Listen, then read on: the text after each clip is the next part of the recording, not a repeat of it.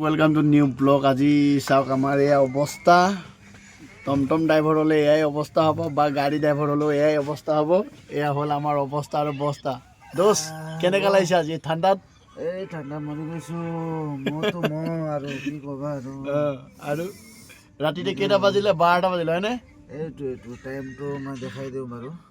টাইমটো উল্টা দেখি পাব নেকি?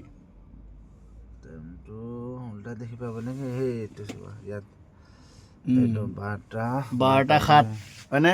এতিয়া আপোনাক বাহিৰৰ ৰূপটো দেখাম দেই। আমি ক'ত আছোঁ?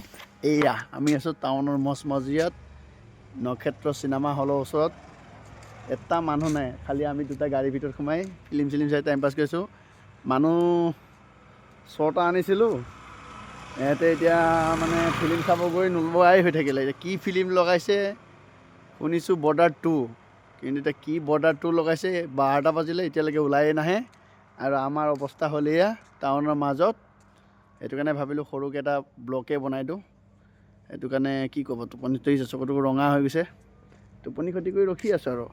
লাষ্ট টাইম এইখন হললৈ আহিছিলোঁ আমি জুবিন দাৰ ৰৈ ৰৈ বিনালে চাবলৈ, আপোনালোকে দেখিছেই চাগে ব্লগত।